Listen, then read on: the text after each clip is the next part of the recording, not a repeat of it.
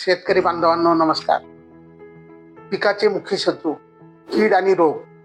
हे कीड आणि रोग याचा बंदोबस्त करण्यासाठी जर शेतकरी बांधवांनी पेरणीपासूनच किंवा पेरणीनंतरही योग्य प्रकारे जैविक संसाधनांचा वापर केला तर अतिशय चांगला कीड आणि रोगांचा बंदोबस्त होतो. यामुळे शेतकऱ्याला जो काही रासायनिक औषधांवरती वारेमाप खर्च करावा लागतो तो कमी होतो. त्याचबरोबर आपण ग्राहकांना विषमुक्त किंवा ऑर्गॅनिक असे अन्न खाऊ घालू शकतो.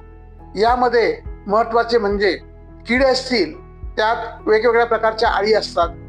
द्राक्ष असेल तर तिथं उडते असेल, मिलीबग असेल, त्यानंतर थ्रिप्स, जासिड्स, माइट्स अशा प्रकारचे वेगवेगळे किडे हे भाजीपाला असतील किंवा द्राक्ष पीक असेल किंवा इतर कापूस वगैरे पीक सुद्धा असेल यावरती येत असतात. याचा बंदोबस्त जर करायचा असेल तर शेतकऱ्यांनी या किडींची जीवनसाखळी समजून घेणे खूप गरजेचं असते.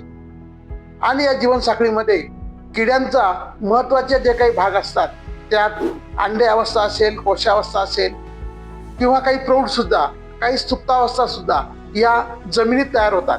आणि याचा 100% बंदोबस्त जर करायचा असेल तर शेतकरी बांधवांनी बेव्हेरिया बॅसियाना किंवा मेटॅरायझियम, व्हर्टिसेलियम लिकॅनी यासारख्या बुरशी जमिनीत पेरणीपूर्वी किंवा पेरणीनंतर पावसाळी वातावरणात जर आपण टाकून दिल्या तर या बुरशी जमिनीत वाढतील आणि त्या त्यांचे अन्न शोधतील. त्यांचं अन्न म्हणजे या किडींच्या वेगवेगळ्या अवस्था.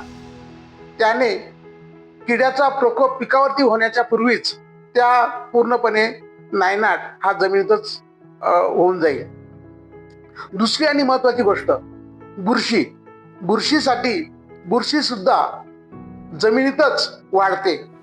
यात डाउनी मिल्ड्यू असेल, पावडर मिल्ड्यू असेल किंवा करपा असेल, वेगवेगळ्या प्रकारचे मुळांवरती येणारे फोडकूज असेल, मुळकूज असेल असे रोग याचा जर बंदोबस्त करायचा असेल तर शेतकरी बांधवांनी जमिनीतच ट्रायकोडर्मा व्हिरिडी किंवा ट्रायकोडर्मा हर्जानम यासारखी बुरशी, त्याचबरोबर बॅसिलस आणि सुडोमोनास अशा बुरशी जर आपण जमिनीत टाकून दिल्या तर या बुरशी जमिनीत जाऊन ज्या काही आपल्याला शत्रू बुरशी असतात म्हणजे फिजारियम असेल, त्यानंतर कोलोटोट्रिकम असेल किंवा डाउनी, भोरी, करपा याचे जे जीवाणू असतात ह्या जीवाणू वरती वाढ होऊन आणि ह्या जीवाणूंचा जीवनक्रम हा आटोक्यात आणतात आणि पिकावरती ह्या रोगांचा जो उद्रेक होतो याचा पूर्णपणे बंदोबस्त हा अगोदरच करून टाकतात. या सर्व गोष्टी म्हणजेच आपल्याला लक्षात घ्या, बेव्हेरिया, मेटॅरायझियम, व्हर्टिसेलियम, त्यानंतर बॅसिलस, सुडोमोनास, ट्रायकोडर्मा आपल्याला यांच्याबरोबर देता येणार नाही कारण ट्रायकोडर्मा ह्या सर्व बुरशींना खाऊन टाकतो.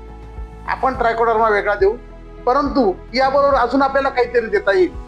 ते म्हणजे आपल्या पिकाला जे काही रासायनिक खतं लागतात त्यात नायट्रोजन, फॉस्फरस, पोटॅश, हे नायट्रोजन, फॉस्फरस, पोटॅश उपलब्ध करून देणारे, निसर्गतः उपलब्ध करून देणारे जे काही nitrogen fixing bacteria, potash mobilising bacteria किंवा फॉस्फरस सोल्युबलायझिंग बॅक्टेरिया हे जे काही असतात हे सुद्धा या बेव्हेरिया, मेटॅरायझियम, व्हर्टिसेलियम, बॅसिलस आणि सुडोमोनास याबरोबर आपण देऊ शकतो. म्हणजे असं सर्व एकत्र जर आपण दिलं पिकाला तर आपल्या कीड रोगांच्या बंदोबस्ताबरोबर आपला रासायनिक खतांवरती होणारा खर्च हा सुद्धा कमीत कमी होतो. आणि हे सर्व देण्यासाठी मी आपल्या पुढे प्रस्तुत करतो एंटोकिन. हे 4 किलोचं पॅकेट आहे आणि ह्या ग्रॅन्युलवरती सर्व मी सांगितलेल्या बुरशींचं कोटिंग केलेलं आहे. या सर्व तुम्ही जर शेतात ठोकून दिल्या तर आपल्या शेतातील असलेले रोग, कीड याचा 100% बंदोबस्त होईल आणि पावसाळ्यात आपल्याला जो काही वारेमाप खर्च येतो तो खर्च आपला कमीत कमी होण्यास मदत होईल. धन्यवाद.